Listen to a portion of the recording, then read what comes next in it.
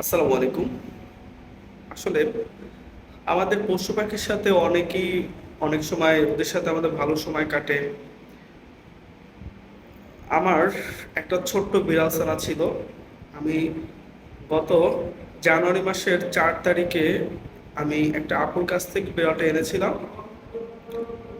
এই বিড়ালটাকে আমি সেই ১.৫ মাস বয়স থেকে প্রায় ওরে আমি নিজের সন্তানের মতো করে বড় করে আমি যখন বিড়ালটা নিয়ে আসি তখন আমার বাসার সবাই মানে বিড়ালটাকে পছন্দ করে নাই। সবাই বলছে যে বিড়াল এখানে ওখানে খাবারে মুখ দিবে অথবা বিছানার মধ্যে প্রস্রাব পায়খানা করে দিবে ইত্যাদি ইত্যাদি। তো আমার বিড়ালটা এতটাই ভালো ছিল, ও আমার বাসার আমার ছোট বোন, ছোট ভাই, মা এদের সবার মন জয় করে ফেলছে।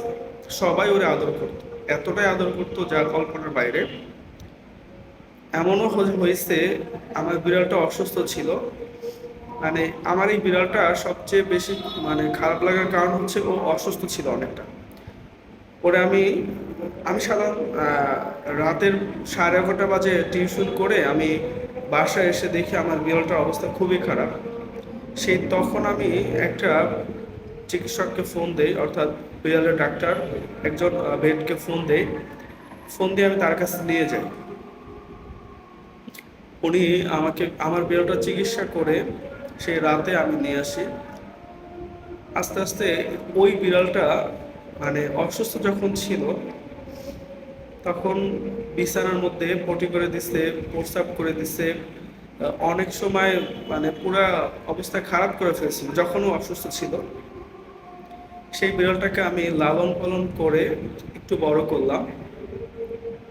মানে ও আমার সাথে এতটাই বন্ডিং ছিল যে ও কোথাও লুকাই ছিল বা ওরা খুঁজে পায় নাই, আমার গলার আওয়াজ শুনছে ও বের হয়ে গেছে। আর আমি মানে ওরে এতটাই পছন্দ করতাম, ওর জন্য আমি বাজার থেকে ভালো দামি নদীর মাছ, সাগরের মাছ কিনে নিয়ে আনতাম। আর খাবার যখন সময় হতো আয়সা খাবারের জন্যই শুধু খাবার চাইতো।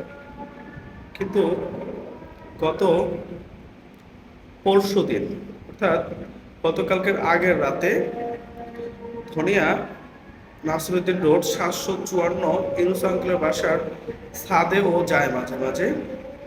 বিড়ালটাকে আমি আসলে একটু অসুস্থ ছিলাম, আমার ভয়েসটা শুনে বুঝতে পারতেছেন যে আসলে লাস্ট ৩-৪ দিন ধরে একটু অসুস্থতার মধ্যে দিয়ে যাচ্ছি।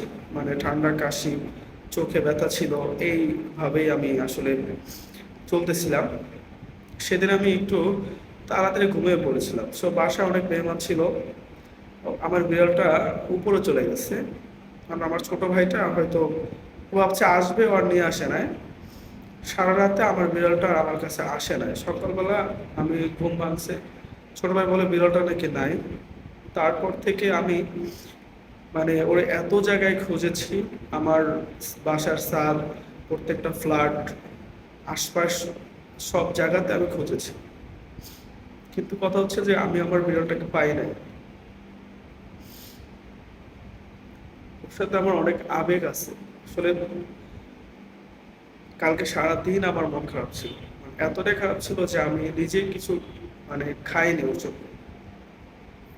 আপনারা যদি কেউ আমার বিড়ালটা পেয়ে থাকেন, আমি আপনাদের ভিডিওর নিচে পিক ছবি দিয়ে দেবো বিড়ালটার।